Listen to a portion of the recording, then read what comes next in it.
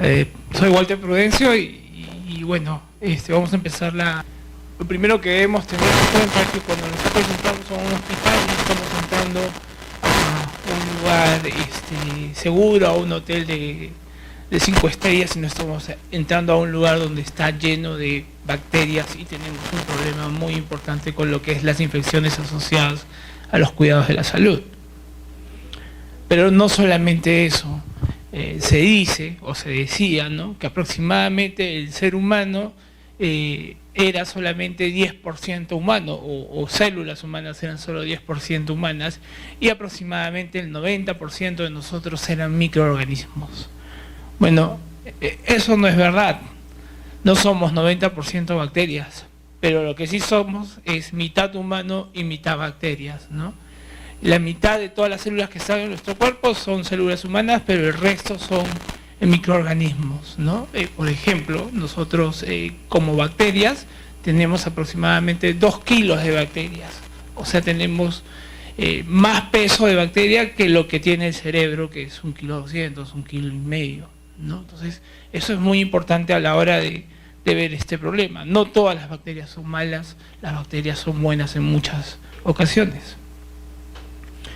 El gran problema que tenemos son las infecciones asociadas al cuidado de la salud, y la definición es aquella infección que no estaba presente en el momento de la hospitalización y estaba incubándose en ese momento, ¿no? Y ese es el gran problema que tenemos nosotros, ya que es un evento adverso, ¿no? Es un evento propio que se adquiere al contacto con los servicios de salud. Es un gran problema en todo el mundo. Generalmente los estudios de alta calidad que se han hecho reportan que la prevalencia de infecciones está aproximadamente entre 6 a 20%. O sea, quiere decir que por cada 100 pacientes que ingresan a un hospital, en promedio entre 6 a 20 personas adquirirán una infección. Sin embargo, la prevalencia promedio en los países desarrollados es entre 5 al 10%. Pero, sin embargo, cuando uno solo evalúa estudios de alta calidad, nos dice que la prevalencia es de 15%, ¿no? Y en los países como los nuestros en proceso de desarrollo, esta prevalencia puede llegar incluso al 30%.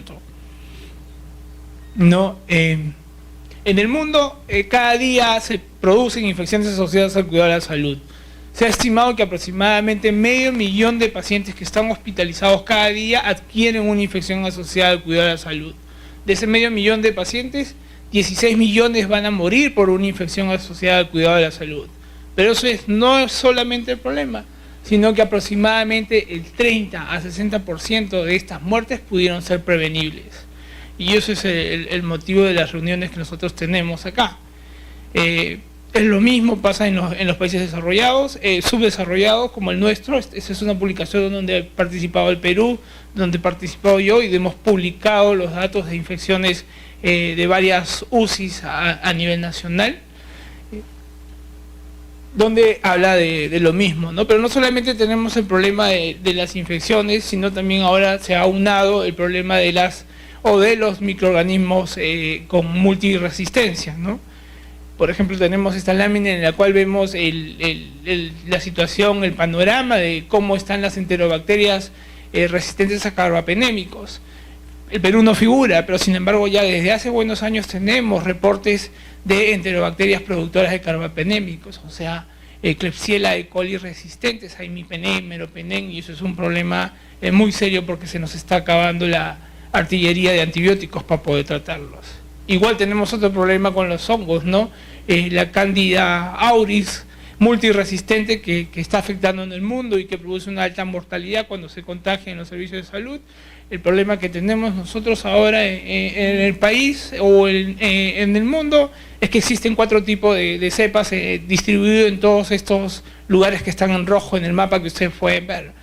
Lo que nos llama la atención o lo que nos debe preocupar es que la Candida auris tiene un comportamiento tanto en Colombia como Venezuela, y justo nosotros ahorita estamos pasando por un éxodo de migrantes de Venezuela hacia nuestro país, y este microorganismo o este hongo puede venir con ellos, ¿no? Entonces tenemos este problema, tenemos el problema del sarampión, donde hemos visto que la cepa de sarampión que se ha encontrado en el país es de un origen clonal venezolano.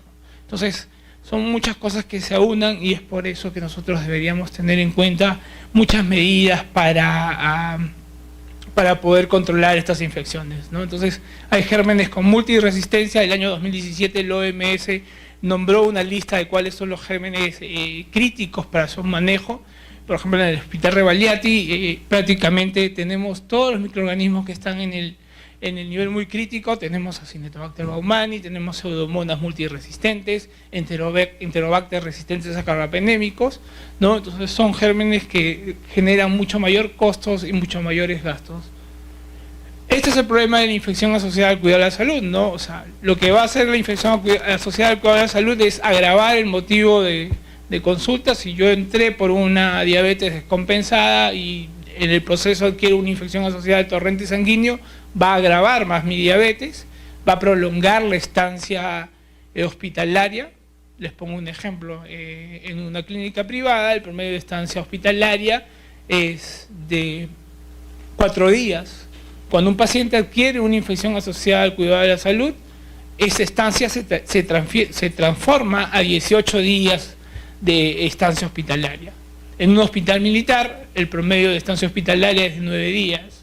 Cuando un paciente adquiere una infección asociada al cuidado de la salud, este promedio de estancia se eleva aproximadamente a 30 días de estancia. ¿Cómo es en el Rebagliati? En el Rebagliati el promedio de estancia de manera global está entre los 12 a 13 días. Cuando un paciente adquiere una infección asociada al cuidado de la salud en el Hospital Rebagliati, esa estancia puede llegar incluso a los 45 días de estancia. Entonces, como comprenderán, eso va a traer mayores costos, pero no solamente los costos, sino va a haber costos de oportunidad, porque vamos a dejar de hospitalizar pacientes, ¿no? Esa cama va a seguir ocupada y vamos a dejar de poder hospitalizar a otros pacientes. Puede traer discapacidad a largo plazo. Hemos visto en las noticias cómo una infección nosocomial puede mutilar para poder salvar la vida de estos pacientes de algunos miembros. Va a haber mayor número de muertes. Más adelante les voy a hablar una lámina muy rápido sobre el problema de la mortalidad, ¿no? Y bueno, los costos van a ser incrementados en cualquier punto de vista que uno quiera verlos. Tanto los costos directos, porque vamos a gastar en antibióticos, en análisis, para poder manejar esta infección, y también los costos indirectos, ya que si tenemos un paciente infectado que está en los extremos de la vida, sea un paciente menor o sea un paciente geronte, alguien de la familia va a tener que dejar de trabajar, va a tener que dejar de producir para que vaya a verlo. Y si fuera una persona que está en la edad económicamente activa, esa persona por permanecer hospitalizada va a dejar de producir. Entonces, todo esto es un problema muy serio y actualmente la OMS lo ha considerado como un problema de salud pública. Vamos a ver algo de los costos de las infecciones. En muchos países el problema es muy relevante, ¿no? Por ejemplo, en Estados Unidos se gasta más de 6.000 billones de dólares cada año en infecciones.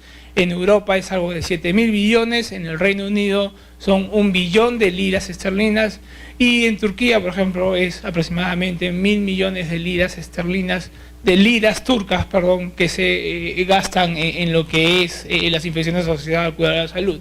Lo bueno es que el 80% de estas infecciones generalmente son producidas por 4 grandes campos, que son las neumonías asociadas a ventilador mecánico, las bacteremias asociadas a catéter venoso central, las infecciones del sitio quirúrgico y las infecciones del tracto urinario. Lo bueno es que existen intervenciones costo efectivas que pueden prevenir esto y que nos reducen nuestros costos, ¿no? Si nosotros utilizáramos estas intervenciones costo efectivas, podríamos reducir estos costos. Estos costos son de Estados Unidos, ¿no? Por ejemplo, una neumonía asociada a ventilador mecánico en Estados Unidos cuesta aproximadamente $25.000, mientras que una bacteremia asociada a catéter venoso central está costando $23.000. Una infección del sitio quirúrgico puede costar, o el promedio cuesta $10.000, y una infección del tracto urinario está costando $758. En nuestros países no hay muchos estudios de costos, pero por ejemplo en el año 2008 el Hospital Rebagliati hizo un estudio de costo promedio que aproximadamente una infección en el Rebagliati estaba costando entre 13.000 a 14.000 nuevos soles, ¿no? Ahora, el gran problema es, el otro gran problema que tenemos es qué es lo que vigilamos, ¿no? El ente rector nos hace vigilar estas 4 infecciones y otras focalizadas, pero hay una diferencia. ¿Por qué en Estados Unidos vigilan esto y por qué nosotros vigilamos esto? La diferencia es que en Estados Unidos, cuando tú vigilas estas infecciones asociadas a dispositivos, tú tienes que tener un programa de prevención y control que demuestres que estás tratando de controlar estas infecciones. Cuando tú tienes una infección, el gobierno viene y te revisa todo tu programa de control de infecciones. Si tú no has hecho nada por manejar este control de infecciones, simplemente lo que es parecido al seguro integral de salud en nuestro país o de salud, allá se llama el Medicare o el Medicaid, vienen y no te reembolsan nada. Entonces, si tú no has hecho nada por lo que es prevención y control de infecciones, el hospital asume esa infección.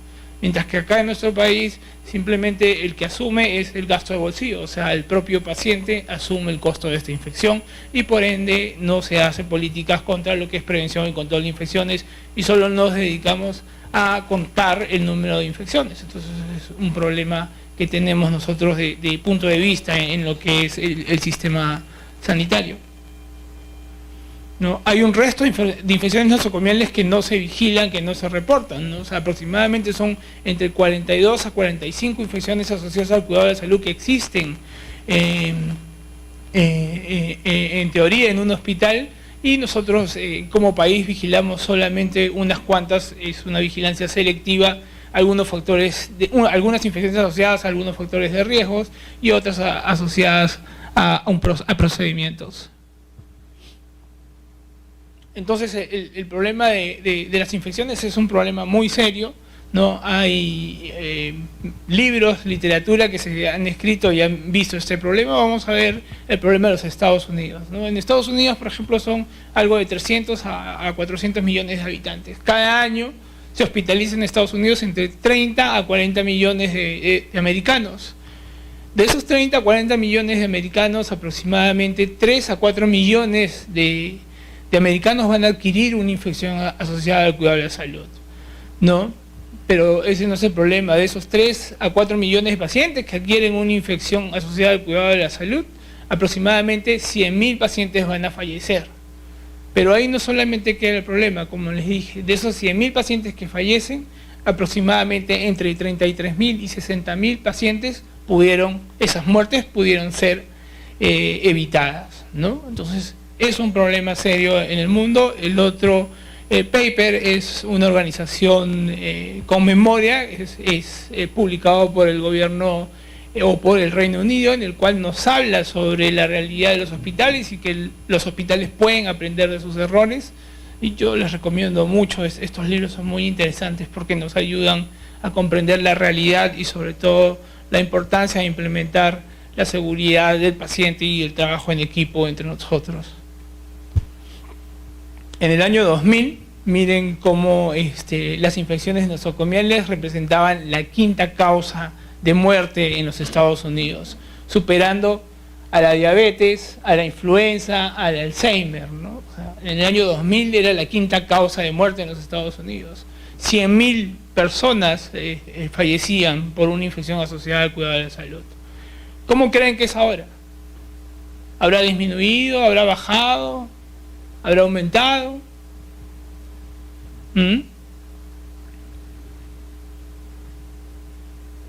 Este es un artículo publicado en el 2016 en el British Medical Journal, en el cual han hecho un estudio más actualizado y pues el error médico es la 3ª causa de muerte en los Estados Unidos, solamente superado por las enfermedades del corazón y el cáncer. Si nosotros hablamos de los errores médicos o de los eventos adversos, la primera causa de eventos adversos en un hospital son las infecciones asociadas al cuidado de la salud. Aproximadamente 300.000 personas fallecen por un error médico y de esas 300.000, 100.000 fallecen por una infección asociada al cuidado de la salud. En el primer mundo tenemos estos problemas. ¿Ustedes creen, nosotros vemos nuestra lista de que el MINSA reporta de mortalidad, las infecciones o los errores médicos no figuran? ¿Ustedes creen que estamos mejor que los Estados Unidos? ¿O es un problema de registro? En realidad es un problema de registro porque si ustedes leen acá, cuando ellos han hecho la revisión de las historias, efectivamente en ningún momento el error médico aparecía como causa de muerte, ¿no? Entonces cuando se hace un análisis, uno ve cuál es la muerte. O sea, yo puedo ir al hospital por un problema de una hernia abdominal.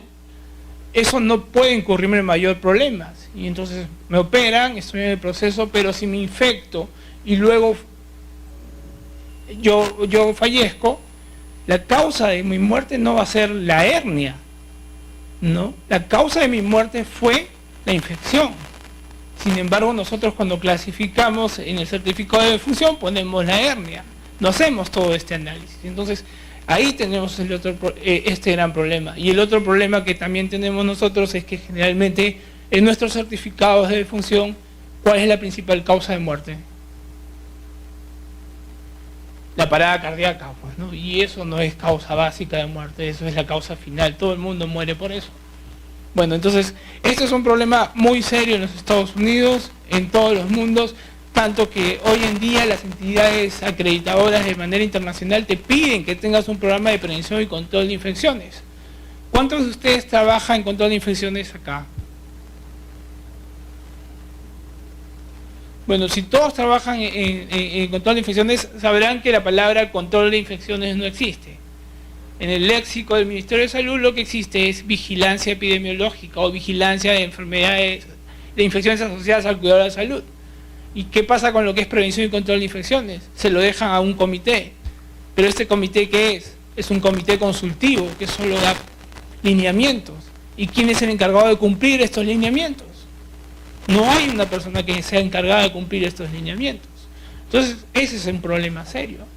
Simplemente contamos cuántas infecciones hay.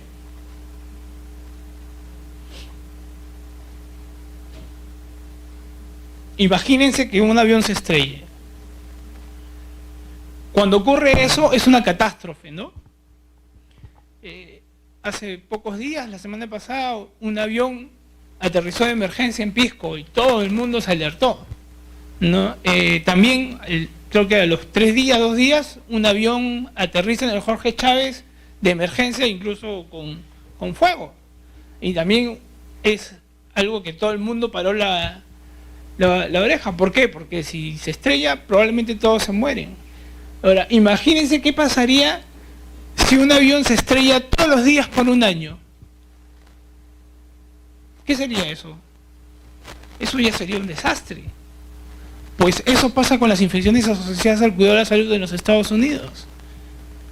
La cantidad de muertes que se produce en el hospital por infecciones asociadas al cuidado de la salud equivale a que un Boeing entre 300 a 400 pasajeros se estrelle todos los días por un año. Eso ocurre en los Estados Unidos, ¿no? Entonces, es un problema muy serio que nosotros debemos tener en cuenta. Sean los hospitales más lujosos, que tengan los mejores recursos, igual van a tener ese problema. Lo bueno es que estos hospitales que tienen más recursos son los que más invierten, ¿no? O sea, ustedes habrán oído, conocen qué es la Clínica Mayo, qué es el Hawkins, ¿no? El Jackson Memorial. Son hospitales que no solamente tienen los mejores médicos, que tienen los mejores instrumentos, sino que son los hospitales que más gastan en lo que es prevención y control de infecciones. Para ellos es muy importante que el personal se lave las manos, por ejemplo. Invierten bastante en lo que es higiene de manos. Y nosotros que no tenemos recursos, no usamos esa capacidad de lavarnos las manos, ¿no? O sea, la intervención de higiene de manos es la intervención más costo efectiva para prevenir las infecciones. Y no lo usamos nosotros. Sin embargo, los servicios que tienen altos recursos para no escatimar gastos, sí lo utilizan. Entonces hay un problema de enfoque, de visión que nosotros tenemos a la hora de manejar el problema de las infecciones asociadas al cuidado de la salud. Pero estos hospitales también tienen sus problemas, ¿no? Hace unos años atrás, una niñita acudió por una enfermedad diarreica al Hawkins, Jessie Kings. Tendría pues 3, 4 años. No, le trataron como una diarrea simple, deshidratada, le pusieron su vía y esperaron pues a que haga el estado natural y se mejore. Pasó el tiempo, la niñita empeoraba, no le hicieron caso, ya la estamos hidratando y ya en cualquier momento va a mejorar, ¿no? Y la chiquita falleció. Como en el mejor hospital del mundo, en un mundo desarrollado, una niña pueda morir por una enfermedad propia de países subdesarrollados y propia de países pobres, ¿no? Porque ya ni siquiera en nuestro país morir por diarrea es algo frecuente, ya es algo raro, solo ahora se ve eso pues en los lugares más alejados, ¿no? O en lo que es el África subsahariana. ¿Cómo podía ocurrir eso en el Johns Hopkins? ¿No? Pero ocurre. Entonces, lo que yo trato de decirles acá es que nosotros no solamente estamos expuestos a los gérmenes, al sistema inmunológico del paciente, sino también a los errores que por confianza nosotros nos creamos. Mientras más confiados nos encontremos, tenemos más probabilidad de producir daño. Entonces, el problema es esto, la moraleja es esta, ¿no? Que no hay país, no hay hospital, no hay sistema de salud en el mundo que haya podido resolver el problema de las infecciones asociadas al cuidado de la salud. Y todo el mundo está tratando de cada día mejorar lo que es la prevención y control de infecciones. Entonces, dentro de ese universo de infecciones que tenemos, hay muchas estrategias que se están logrando, ¿no? Hay estrategias horizontales que se aplican a todos los servicios y hay estrategias verticales para cada tipo de infección. Entonces, de eso vamos a ver hoy día, ¿no? El bundle o el care bundle, ¿no? Que es un conjunto de actividades que vamos a ver para qué sirven lo que es la prevención de infecciones. Lo primero que tenemos que entender es que el bundle es un concepto de paquetes de medidas, ¿no? Un concepto de utilizar intervenciones, ¿no? Que cuando se aplican de manera conjunta han demostrado tener un impacto en la reducción de las infecciones, ¿no? Generalmente es en una forma estructurada de utilizar los mejores procesos para la atención de los pacientes. Entonces, esa es la idea del bundle, utilizar un conjunto de paquetes, ¿no? Ahora, la definición más exacta es esta, ¿no? No solamente es un conjunto de intervenciones, sino es un conjunto de intervenciones o prácticas clínicas basadas en la mejor evidencia. Entonces, el primer punto es que nosotros debemos saber lo que es medicina basada en evidencias, saber interpretar lo que es o valorar un artículo críticamente, ¿no? Para poder utilizar estas prácticas. Y estas prácticas, cuando las utilizamos de manera conjunta, van a producir una sinergia en beneficio del paciente y sobre todo en la reducción de las infecciones. Entonces, el primer paso es que la intervención que yo decida aplicar en el bundle o cualquier conjunto de intervenciones es que deben estar basadas en evidencia, ¿no? Acuérdense que la evidencia parte de una pregunta de investigación, se hace una búsqueda sistemática, se encuentran estos artículos, se valoran críticamente y se aplican de acuerdo a la realidad local, ¿no? Más adelante les voy a poner un ejemplo de bundle y también les voy a poner el ejemplo de aplicabilidad. Esos son los niveles de evidencia. Generalmente en lo que es el control de infecciones utilizamos la categoría de los niveles de evidencia del Centro de Control de Enfermedades de Atlanta de los Estados Unidos, ¿no?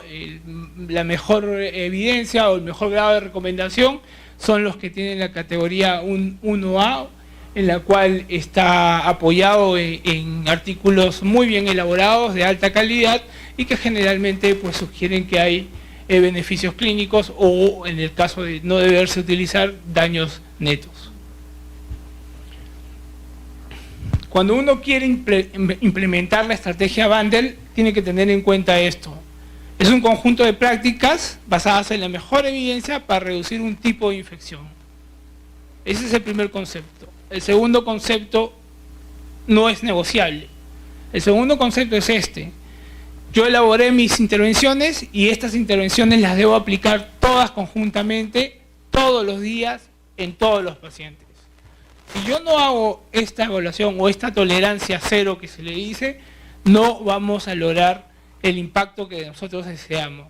Entonces, en el juego de la implementación del bundle, debemos acordarnos que las estrategias que nosotros implementemos o las intervenciones que implementemos deben ser evaluadas todas en conjunta. No que una sí, la otra no. No, tienen que ser todas en conjuntas. Deben ser evaluadas todos los días y deben ser evaluadas en todos los pacientes. Bien, esto es algo más de lo mismo. ¿Qué no es el bundle? Nosotros tenemos que tener en cuenta que el bundle no es un conjunto de intervenciones, como les dije. El bundle es un conjunto de intervenciones generalmente entre 3 a 4 intervenciones, pero que están basadas en la evidencia. O sea, tienen que tener un sustento científico. No es que a mí se me antojó inventar una nueva intervención y eso es un bundle. No, no confundamos bundle con listas de chequeo. Eso no es así. Lo primero que tenemos que tener en cuenta es el sustento científico de la intervención que yo pretendo colocar para reducir esa infección. Entonces, si escogemos mal las intervenciones, no vamos a esperar el efecto deseado. Hay que tener en cuenta eso.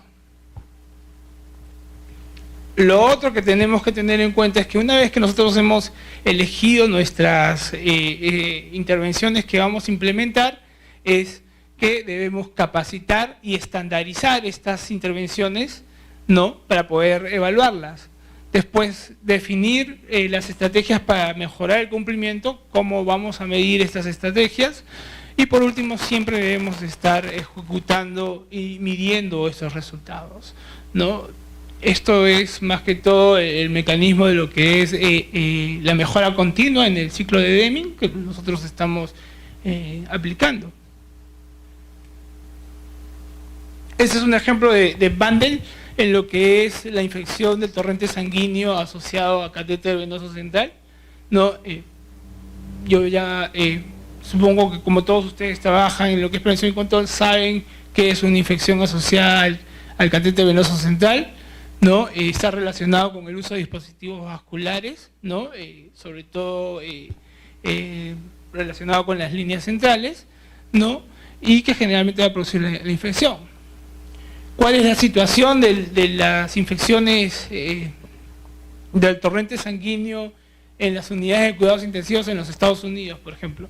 Hemos dicho que aproximadamente entre 30 a 40 millones de pacientes son hospitalizados en Estados Unidos. O sea, casi poquito más de la población peruana está hospitalizada en Estados Unidos cada año. Esa cantidad de pacientes que está hospitalizado produce un promedio de 164 millones de días de estancia. De esos 164 millones de días de estancia, 18 millones de días de estancia son de UCI, ¿no? Viene a representar el 11% de los días de estancia de los hospitalizados en Estados Unidos. Aproximadamente 10 millones de días de estancias de las unidades de cuidados intensivos están asociadas a días catéter, ¿no? Entonces, nosotros lo que vemos ahí es que aproximadamente el 54% de los días estancia en UCI, los pacientes tienen catéter venoso central. De esta población, aproximadamente 48.000 pacientes que tenían catéter venoso central van a fallecer, ¿no? Van a fallecer y tenían también una infección asociada al torrente sanguíneo. De manera global, la tasa es de 5 infecciones asociadas al torrente sanguíneo por cada 1.000 catéter en UCI de los Estados Unidos.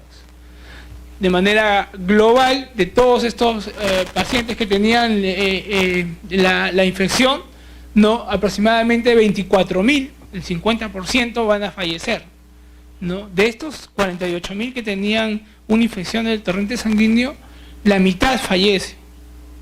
El 50% fallece, pero nosotros no sabemos si ese fallecimiento se debió por causa directa a la infección del torrente sanguíneo o la causa es indirecta.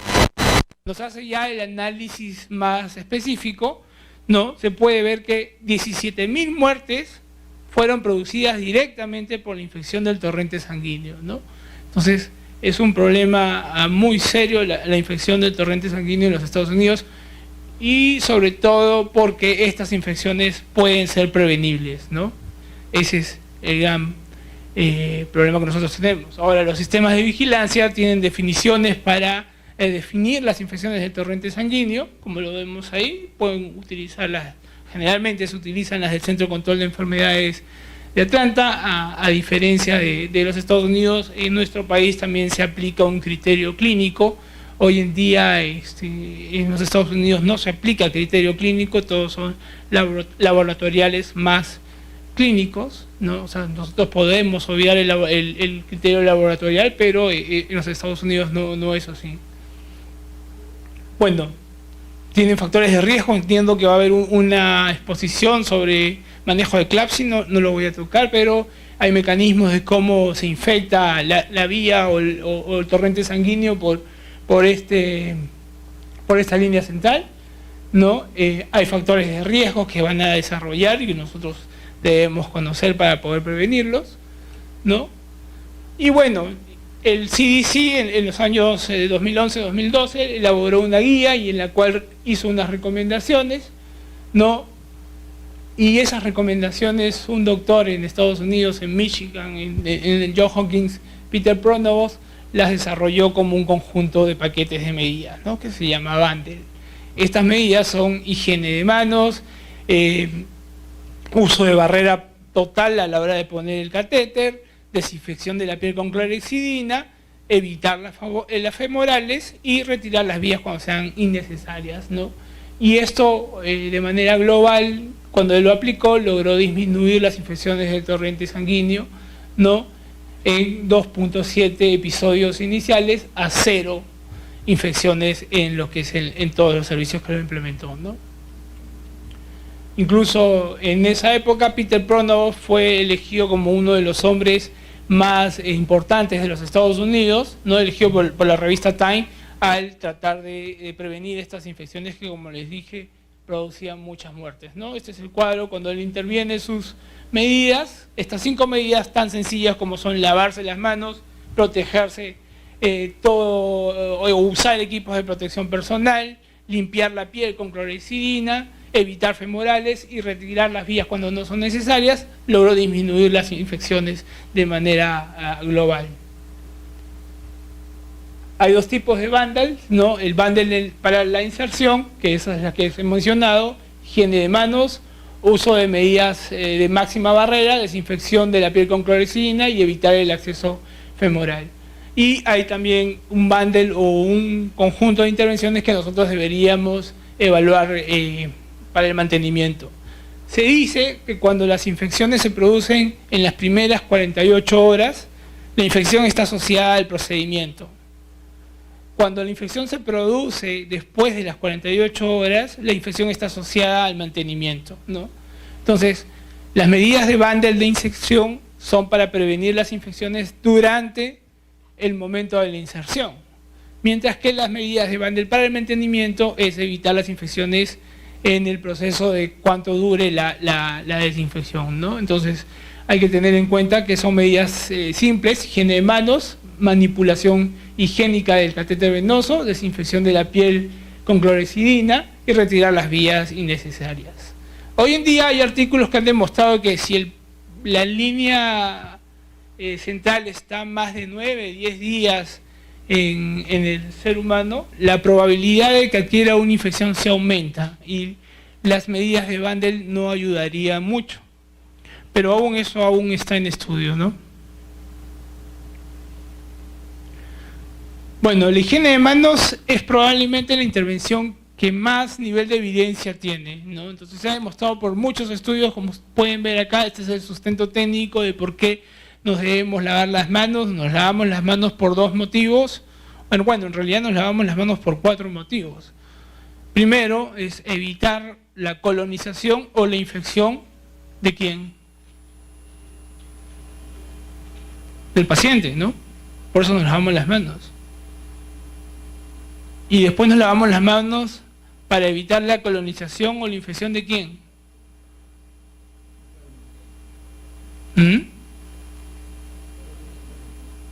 Yo me lavo las manos para evitar contagiar a alguien.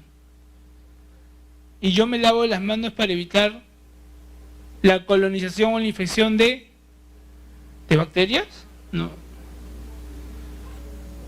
De nosotros mismos, los trabajadores. Entonces hay que tener en cuenta eso. O sea, yo me lavo la mano para evitar contagiar al paciente o colonizarlo, ¿no? Ahora, si yo le doy si yo le doy mi mano al paciente o le toco la cabeza a una zona que aparentemente esté limpia, lo más probable es que si no me lavé las manos, lo voy a colonizar.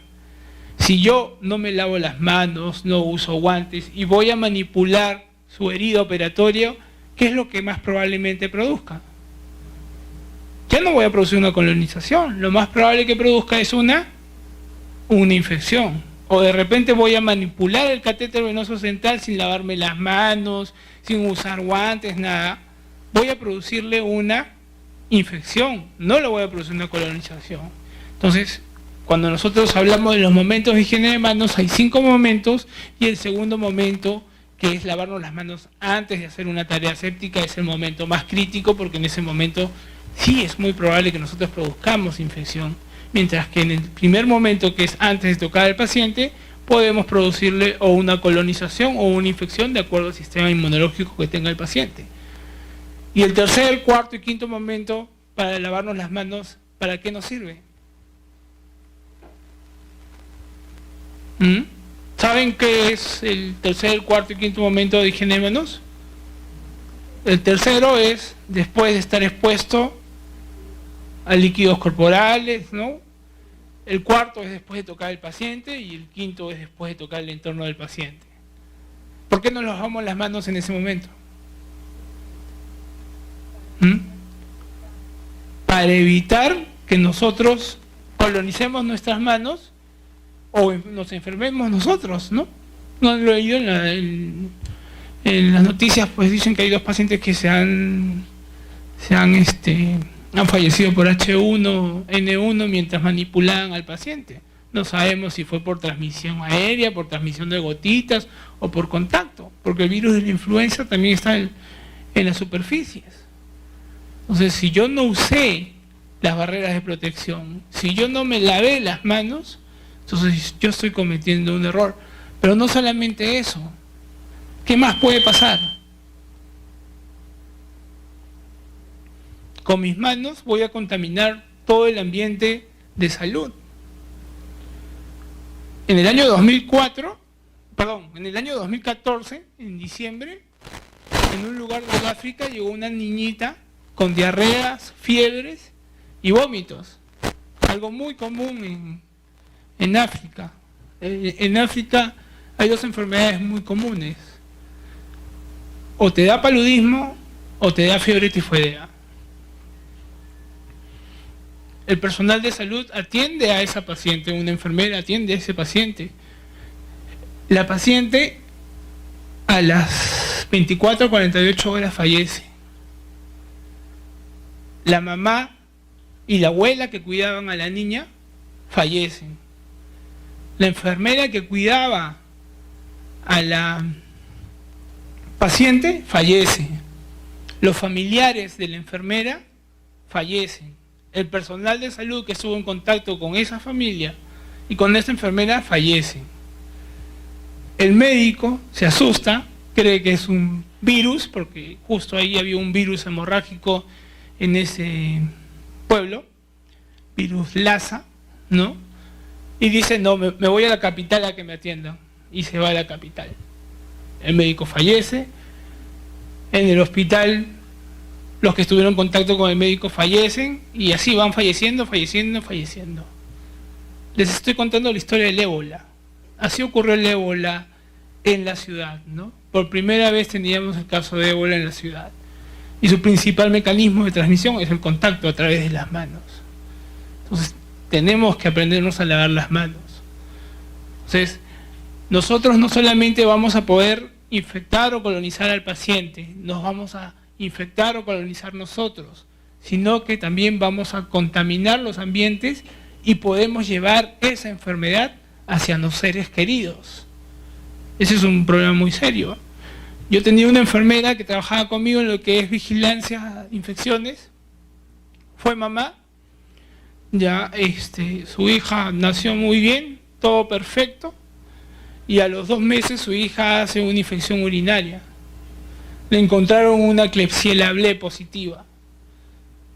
¿Cómo una niña recién nacida, 2 meses, que no tuvo contactos con los servicios de salud, pudo tener una Klebsiella B positiva?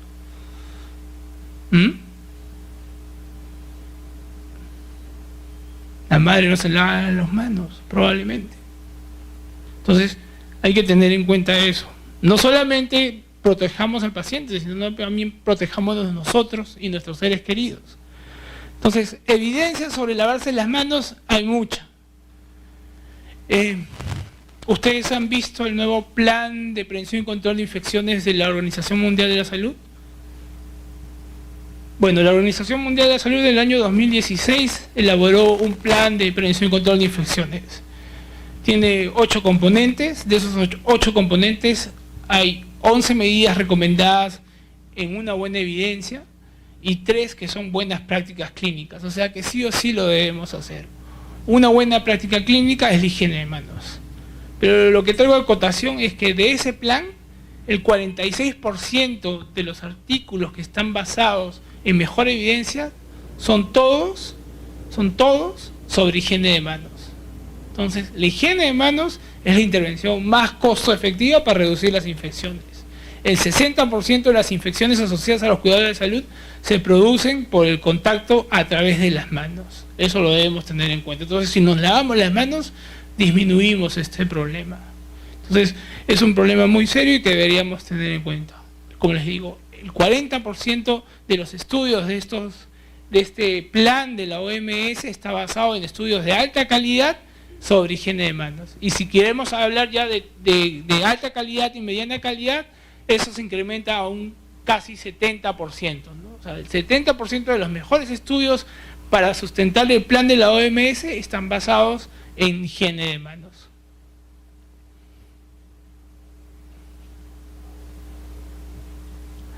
El otro punto son los usos de medidas de barrera, ¿no? Entonces, debemos utilizar el máximo de precauciones de barrera estéril, incluyendo el gorro, mascarilla, la vara estéril, los guantes, ¿no? Los campos estériles, todo para la inserción de los catéteres venosos centrales. Acá teníamos un problema muy serio, ¿no? Un problema que no solamente lo tenemos acá o lo teníamos acá, no sé cómo serán sus servicios de ustedes, pero hace años atrás en Estados Unidos, cuando uno quería utilizar estos problemas o quería utilizar todas estas medidas, pues tenía que iba a la cama del paciente y le decía, ¿dónde está el guante? Se iban a buscar el guante. ¿Dónde está la gorra? La gorra estaba por allá, todo eso. Entonces, estas 8 medidas para utilizar las barreras, los campos están dispersos. Hoy en día se ha elaborado un coche en el cual el médico lo puede encontrar fácilmente y se puede cubrir. No sé si en sus servicios cuando ponen catéteres venosos central hay un coche que tiene todas estas cosas, ¿no? Pero antes era disperso por cada lugar y eso hacía pues que de manera efectiva cuando uno quería cumplir estas medidas solo el 30% lo cumplía, o sea, nadie está con ganas de ir a buscar todas las cosas. Entonces ese era un problema. Acá hay estudios del ciclo anterior, del siglo pasado, ¿no? de 1990 al 94, en el cual demostraban que cuando se ponía catéteres y no se usaban las barreras de protección, miren cómo las infecciones eran mucho más frecuentes, ¿no? Miren los ORs para desarrollar infecciones 2.2 veces más, o ¿no? en el cual se mide el catéter venoso central, 6 veces más riesgo de que el paciente se infecte si no usaba las barreras de protección. Limpiar la piel con clorexidina es una metodología muy interesante. En el año 2014 se publicó en el New England Journal of Medicine un artículo en el cual se trataba de disminuir las infecciones con Staphylococcus aureus en los pacientes con baños de clorexidina. Bueno, no tuvo mucho impacto el estudio, pero se observó pues que los gram negativos habían desaparecido, habían disminuido las infecciones por gram negativos, ¿no? Entonces, en base a esos estudios, ellos han demostrado que sí, pues cuando lavamos la piel con clorexidina o con clorexidina con alcohol, se disminuye las infecciones. Vamos a ver esto del baño diario con clorexidina, ¿no? Reduce las infecciones asociadas al cuidado de la salud. Ese es un metaanálisis. Y como ustedes pueden ver, cuando se aplica el baño diario con clorexidina, efectivamente hay menos infecciones en los lugares que lo hacen. Actualmente hay un problema serio, ¿no? Porque la clorexidina, en 2 estudios clínicos que se han hecho, se han relacionado con la resistencia a colistina. Y como ustedes sabrán, colistina es uno de los pocos antibióticos que ya tenemos como de última respuesta contra gérmenes pan-resistentes. Entonces, aunque esos estudios que se han demostrado aún no tienen un significado clínico, pero sí se ha visto pues que la clorexidina puede inducir a resistencia a colistina, y eso sería un problema si lo empezamos a usar de manera indiscriminada. Tanto es así que hoy en día la OMS recomienda la higiene de manos solo con alcohol gel. Sin embargo, hace un par de días atrás ha salido un artículo que, por ejemplo, los enterococos ya tienen una cierta resistencia al alcohol gel. Entonces, aunque siguen siendo sensibles, pero ahora la cantidad de alcohol gel para destruir los enterococos es un poquito más. Entonces, esos artículos se van encontrando que aún no tienen una relevancia o un significado clínico, pero nos va diciendo, ojo, las bacterias se están defendiendo. O sea, tratan de defenderse y van a seguir haciendo mecanismos. Bueno, este es otro estudio de metaanálisis, igual, en el cual, pues, sí, si lavamos la piel, se disminuyen las infecciones. Metaanálisis es un conjunto de estudios que se han hecho en diferentes partes del mundo y se hace un resumen de manera estratificada, ponderada, y al final nos da estos resultados, que sí, pues, o sea, la evidencia que estás encontrando dice que si tú lavas al paciente con clorexidina, es muy probable que el paciente no haga infecciones. Bueno, después de la colocación hay recomendaciones que es por simplemente lógica, debemos cubrir el catéter, debemos cambiar rutinariamente el apósito cada 3 días o cada 2, dependiendo cómo esté la gasa. Si la gasa está húmeda o está con secreciones, debemos cambiarla inmediatamente, ¿no? Y siempre evaluar la posibilidad de poder retirarla si ya no la necesita el paciente. Evitar femorales, ¿no? Se ha visto que cuando uno usa la vía femoral hay más probabilidad de infecciones. Y ahí están los diferentes estudios, ¿no? Lo que generalmente se utiliza es la subclavia, exceptuando pues que cuando esté contraindicado. ¿Cuándo está contraindicado? Cuando hay deformidades anatómicas, alteraciones de la coagulación o una enfermedad renal, si se puede necesitar diálisis. Este es otro nivel de evidencia. Cuando un catéter ya no es necesario, nosotros lo debemos retirar. No debe estar de más ahí. Esto, por ejemplo, muchos de ustedes deben conocer la lista de objetivos diarios y siempre se debe evaluar eso, ¿no? El paciente necesita este dispositivo, el paciente debe ser destetado, no lo sé, pero siempre deberíamos estar evaluando en nuestras rondas la necesidad de que estos dispositivos sigan o permanezcan en el paciente, porque la colonización va a ser importante. Como ustedes saben, yo les he dicho, la mitad de nosotros somos microorganismos y la otra mitad somos células, ¿no? Entonces, cuando nosotros vamos a un hospital, estamos yendo con nuestra flora. O cuando vamos infectados, vamos con nuestra flora, nuestras células y el patógeno. Yo me echo en la cama, ¿y qué va a pasar por fisiología? La fisiología normal nos habla que hay un recambio de células epiteliales todos los días. Aproximadamente 100.000 células epiteliales diariamente se caen de nuestro organismo o de nuestro cuerpo. Eso va a caer en la cama o en la zona del paciente, como nosotros los llamamos. Esa zona del paciente se va a colonizar en menos de 24 horas con nuestra propia flora o el patógeno que me trajo a esa institución, si es una enfermedad infecciosa. ¿Cómo están los servicios de limpieza de la zona del paciente en sus hospitales, en sus clínicas, en sus servicios de salud? ¿Lo hacen? ¿Limpian la cama del paciente? ¿Limpian el monitor? ¿Tienen un protocolo? Donde yo laboro, por ejemplo, nadie limpia eso, es tierra de nadie. Dicen que, o sea, el Ministerio de Salud desafortunadamente ha dado una norma en la cual dice que es el personal técnico el que debe hacer esa limpieza.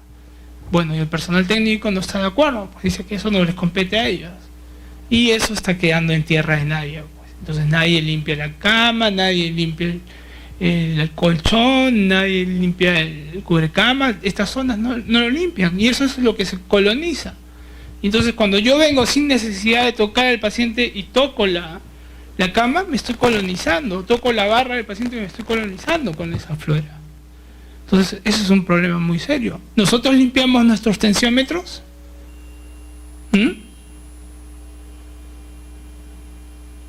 ¿Tienen políticas de cómo se limpia un tensiómetro? ¿O usan los estetoscopios individuales o para todos los pacientes? Entonces todas esas cosas hay que tener en cuenta porque influyen a la hora de producir una infección.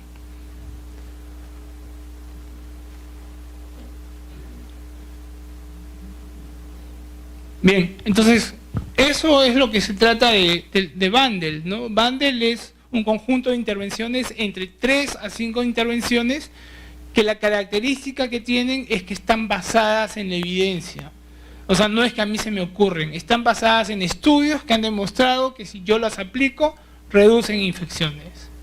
Entonces, eso es lo que uno debe utilizar. Entonces, de acuerdo a eso, el Centro de Control de Enfermedades describió estas 5 intervenciones para lo que es el catéter venoso central o la reducción de infecciones asociadas al catéter venoso central, y efectivamente lo hizo Pronovost, primero en Hawkins, después lo hizo en todo un distrito, y efectivamente las infecciones cayeron, ¿no? Y gracias a así se inventó después el proyecto Bacteremia Cero, ¿no? Infecciones cero, que aplicando estas intervenciones se reducía. Ahora, ¿cómo lo implementamos? Hay guías, felizmente, hay modelos que nos pueden ayudar a hacerlo. Lo primero que tenemos que tener en cuenta es que estas actividades se hacen de manera grupal. Todos tenemos que participar. No los médicos por un lado y las enfermeras por otro lado. Eso es ilógico, ¿no? Es ilógico que los médicos pasemos visitas sin compañía de las enfermeras. ¿Por qué creen que es ilógico?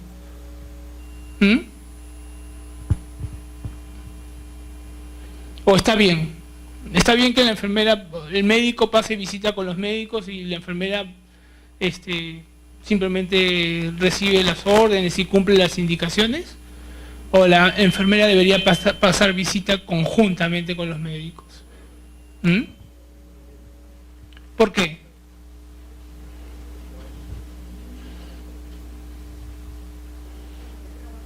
¿Alguien es médico?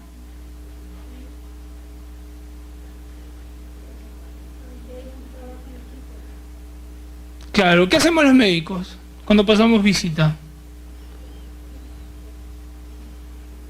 En teoría hacemos un plan, ¿no? Hacemos un plan del día de ese paciente. ¿Pero quién lo ejecuta? La enfermera.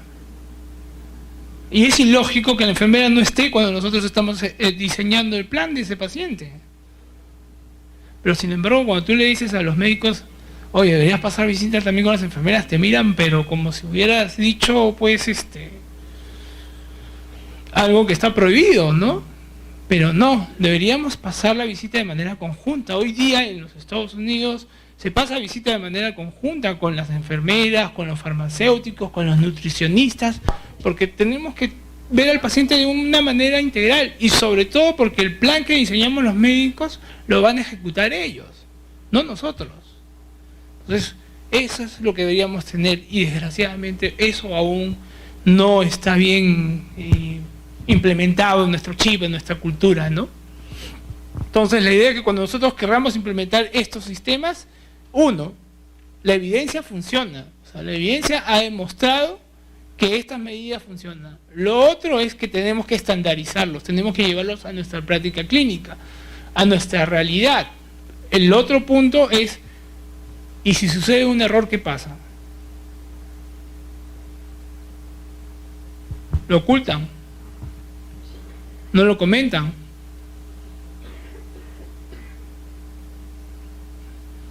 Cuando sucede un error o cuando sucede una infección, Lo importante es aprender de ese error, ¿no? Y deberíamos fomentar y estudiar la causa, qué es lo que fue, qué es lo que pasó, todo eso. Porque no es muy diferente que me digan, sí, tiene una infección del torrente sanguíneo, pero la infección se produjo en el día 5 del torrente del catéter. Entonces, ¿a quién le echo la culpa? ¿Al que insertó el catéter o el mantenimiento del catéter? Al mantenimiento, ¿no? Pero si la infección se produce en las primeras 48 horas, es muy probable que en el proceso de inserción haya habido un problema. Mientras que si ocurre a los 5 días, a los 6 días, el problema ha sido en el mantenimiento. Y si ocurre a los 12 días, eso ya es más alejado y probablemente no se pudo haber evitado, ¿no? Pero para eso se hace un estudio y para eso se aprende. Entonces, esa es la idea de trabajar en equipo. Entonces, lo primero que tenemos que hacer es identificar la evidencia, luego estandarizar esa evidencia a nuestra realidad, luego hacer listas con esas evidencias o esas intervenciones que vamos a hacer y medirlas diariamente. ¿Cómo las medimos? Dicotómica, ¿se hizo o no se hizo? ¿Sí o no? ¿Sí o no? ¿Qué más? ¿Qué les he dicho?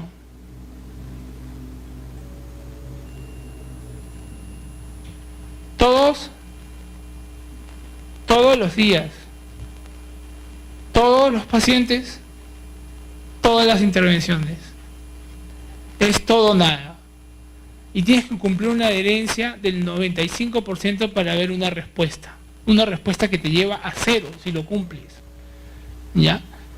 Hay evidencias que tú vas a encontrar que probablemente no puedas implementarlas. Por ejemplo, dentro de este bundle de catéter venoso que les he mencionado, hoy en día también hay algunas guías recomiendan, no sé si ustedes han trabajado o recomiendan en algunos hospitales, incluso acá lo hacen, es poner el catéter con guía ecográfica.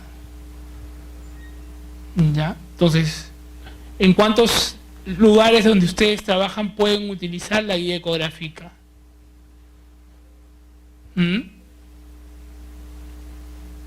Entonces, hay intervenciones que sí demuestran evidencia, pero que a veces nosotros no la vamos a poder usar. Entonces, hay que tener en cuenta eso, ¿no? No muchos servicios de este país creo que tengan la posibilidad de usar una guía ecográfica o de meter al paciente a sala de operaciones para hacerle el catéter venoso, para ponerle el catéter venoso central. ¿Eso es política en las instituciones donde ustedes trabajan? ¿No? Entonces, eso es lo que nosotros debemos definir, estandarizar y luego medir. Entonces, esto es lo que debemos tener en cuenta a la hora de implementar un bundle. Al margen de que sea catéter venoso central o no, debemos revisar el protocolo, qué es lo que se dice y qué es lo que se hace, ¿no? Educar tanto al paciente como a los trabajadores es una buena medida. Está evidenciado en niveles de evidencia que cuando uno educa, las prácticas mejoran, ¿no? Hay que determinar quiénes van a ser los responsables para dictar las charlas, siempre usar las mismas PPTs o los mismos diseños de la política que nosotros vamos a utilizar, definir exactamente qué tipo de materiales vamos a usar, en este caso pues estamos hablando de catéter venoso central, definir el material de inserción, ¿no? Y luego realizar una pauta de cotejo para que pueda registrar el cumplimiento de estos elementos. En la práctica diaria, ¿cómo sería eso, no? Por ejemplo, al momento de colocar el catéter venoso central con medidas de máxima barrera, ¿qué debemos hacer? Empoderar a la enfermera en el uso del checklist para asegurar que todos los procesos relacionados con el catéter venoso central sean ejecutados. O sea, el médico viene, va a poner el catéter venoso central y no se quiere poner los guantes. Y la enfermera se tiene que poner delante de, doctor, stop. Si usted no se pone el equipo de barrera de protección, no procede. Si usted no se lava las manos, no procede. Muchas veces no hacemos eso porque si no el médico nos estampa contra la pared. ¿Sí? ¿No? Yo conozco de una clínica que tiene una acreditación internacional, Joint Commission, y hay un doctor que cuando va a poner el catéter le importa ¿no? Y simplemente lo hace con sus guantes y la enfermera se le planta y ahí empiezan a pelear y pelear hasta que alguno cede, ¿no? pero la realidad es que se le debe empoderar a la enfermera para poder decir stop en todos los momentos.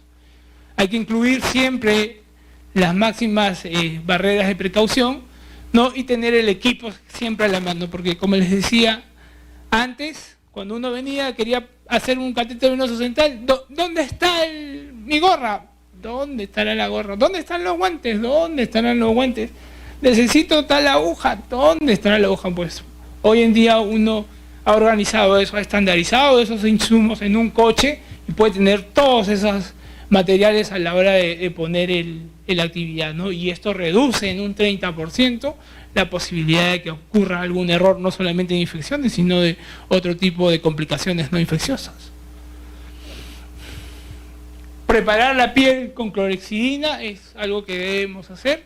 Igual dar poder a la enfermera para poder hacer el check, o sobre todo poder a la enfermera para poder pararlo, ¿no? O sea, cuando uno implementa un bundle, se tiene que definir con el director de la unidad de cuidados intensivos que la enfermera pueda inmediatamente parar el bundle, y si el médico no le hace caso, la enfermera inmediatamente llame al médico jefe para que el médico jefe venga y le comunique que no haya estos problemas, ¿no? Hay que incluir el uso de clorhexidina al 2%, generalmente dicen 0.5%, pero entre 1% y 2% es viable, la evidencia ha demostrado que tiene igual efecto, ¿no? Y debemos incluir a veces kit de protección o de uso personal para estos usos de clorhexidina. Seleccionar la vía óptima, siempre vamos a tener que utilizar la vía subclavia de preferencia, no usar la femoral, ¿no? Y también empoderar a la enfermera para que cuando el médico pues tenga el primer intento falla, el segundo intento falla, el tercer intento falla, para que entre otra persona a hacer el siguiente intento, ¿no? ¿Eso alguno de ustedes ha vivido ese proceso?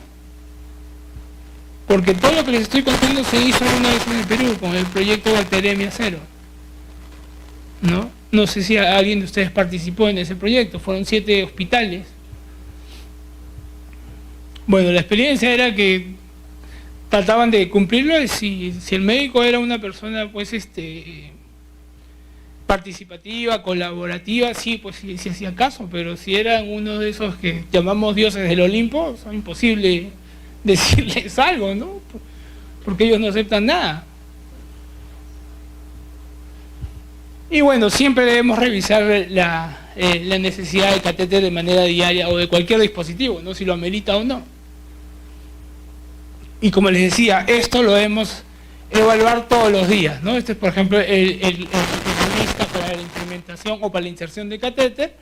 Se lava las manos antes de manipularlo, sí o no. Asepsia de la piel, manipulación higiénica de catéter. Hoy se evalúa necesidad de retirar, sí o no. Cumplimiento del bundle. Tú lo pones de acuerdo. Si no evaluaste uno solo, simplemente no cumpliste el bundle. Acuérdense que el bundle se evalúa de manera global. Todo lo que es chequeado tiene como conjunto de bundle. Y eso lo vas comparando con lo que es la tasa de infección que tú vas comparando. Esto es más niveles de evidencia, en lo cual efectivamente está demostrado que capacitar al personal ayuda a disminuir las infecciones, ¿no? Y siempre lo debemos hacer.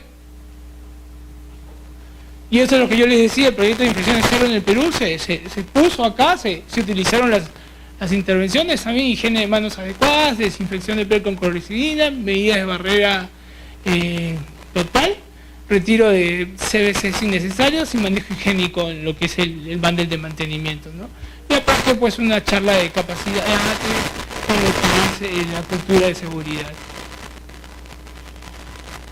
Esto es por todo.